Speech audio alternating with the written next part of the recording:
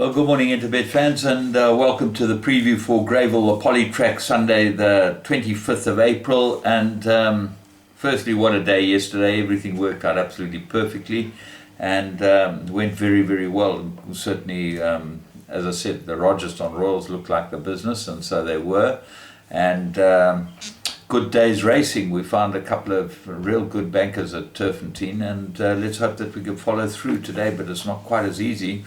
The poly track, remember, we've had rain, so that tends to firm it up. It depends what type of equipment they've had on, but it does tend to firm it up and certainly will help the horses that race from the front.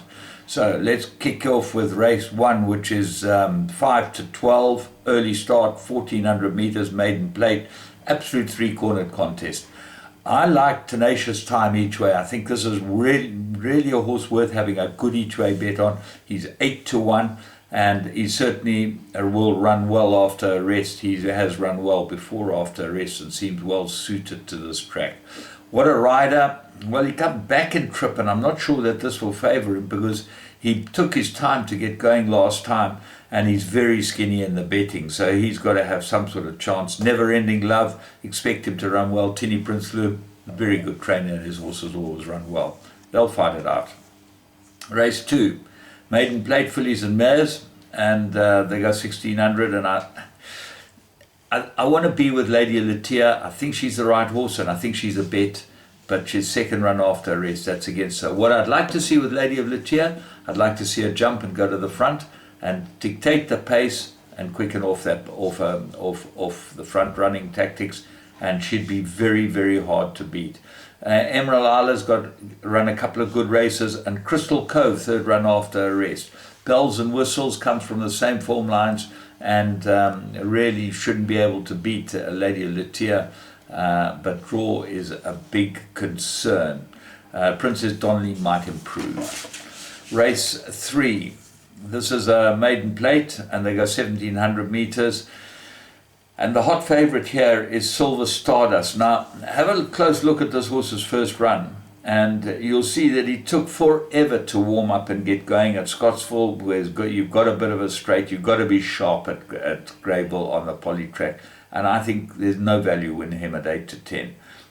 There's been a big bet on him on Interbet already, and they took the even money, and I'm going with Let's Go Fly. I think he's better on the poly. He gets the blinkers, he gets the right rider, and I think that if he can be in a decent position, he's going to be very hard to beat Let's Go Fly. Predator, always there or thereabouts, very hard to work out this horse because he just doesn't seem to go on with it. The other horse which has got to be included in certainly the bipods is Fist of Fire. I thought his last run wasn't too bad. Marcus has jumped back aboard him, and his run on the poly behind Flying Peter wasn't bad at all, so he goes into all the play. Race 4, first leg of the Pick 6. I'm going strongly with number 2, Ralph the Rascal. I think he's the right horse here. I think that he runs on well, and I think the 1700 will suit him. Lots to like about him, and he can run off from being really up there. Native Tongue, second run, looks for improvement because he looked like he needed his last start, and will be better over this trip, and he's certainly gone well on the poly when he won his maiden extremely well when he won them. So he could be a big runner. Caliente, 1 from 1 course and distance. Baby Shoes, second run, looks like an improver.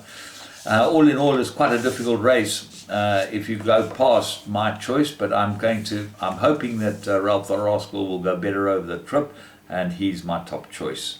Race 5, merit rated 90, 1200 meters. Dennis Dreyer holds the key here. Tonight's Fight Night and Goliath Heron. My fancy is Goliath Heron. I think Lyle Hudson's the right rider for him. He's come tumbling down in the merit rating, and I think that he's certainly good enough to win a race like this. The danger to him, I think, is number 4, Desolate Road. He's also come tumbling down in the merit rating, and he should go well. He's 12 to 1.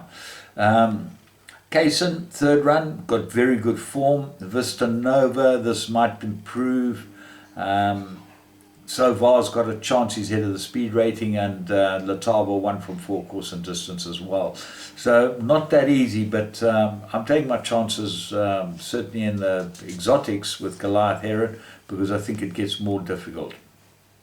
Race 6, Merry rated 90, 1400 meters, 1 from 1 course and distance. Blush of Dawn gets the right rider, drawn 1, everything in its favour. Purple Persuasion, course and distance, 1 from 1. But second run, I don't like the second run syndrome with this horse. I think that he ran probably to his best first run. She did anyway, and she might find it hard to improve. Galactic Stargater's first run on the Poly. Lady Legend won 1 from 5 on the Poly, course and distance. Cherry Rose won 1 from 2 course and distance. Meet at the George, 1 from 2 course and distance. Looks like it's absolutely cherry ripe and ready. Flower of Saigon's got good form. All in all, anything could win it. Travelling Light and Futuristic Dame come into the race with a chance, but my choice is, and I'm going each way with number 1, Blush of Dawn. I think she's got very good form. Race 7, Fillies and Mares, 81, 1900. Hot favourite Silver Maria. I'm not sure that she'll go on the Poly. This is her first crack at the Poly, and she did look like she was given no chance first time out. She ran on really well from the back of the field to run into 4th place. But she was all at sea at Scottsville, and sometimes that happens. But she does look like the right horse. But Emerald Palace won in an extraordinary time. If you look at her time, 113.84 for any race over that trip over 1900 meters is really, really a very, very good time.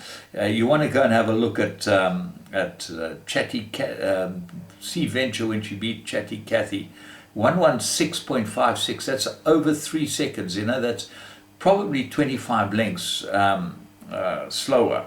So you look at the others, you go and have a look at these horses that have run the 1900 meters and see their times, and it's very interesting to see how fast this time really was. So she goes into everything. Slevenora, I think, might be a big danger. She's 10 to 1, and she's run on her last twice, and I think she'll go very well over this trip. I think this will suit her well, and she does go on the Poly, so she's got to have a chance here. Slevenora, she's got the right type of pedigree. Race 8, Merry rated 74, 2,000 meters. Well, Secret as Ours looks like the right horse, but drawn 12 out of 12. That's certainly not in its favour, but does get over and gets a very good rider, and the 2,000 meters should be right up its alley. So what are the dangers? Long Rain gets the blinkers, ignore his last start, go back to the run before that, not a bad run behind Arrow's Mark, should go well here. Origami is your favourite in hot form, and Sean Veal gave it a very good ride last time to win from a bad draw. This will suit him well. He goes into everything. And then the roughie for the race is Karari's Cowboy. I expect him to go very well. He's very effective over this course and distance, and he gets a decent ride in Carl Straight, and the draw is a bit of concern, but he should be right in the mix. Race 9, Merry rated 74, 2,000 meters. I make this an absolute three-cornered contest. I like Double Gemini.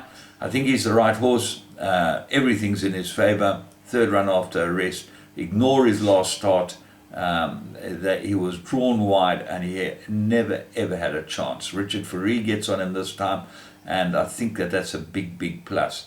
So he's my top runner here.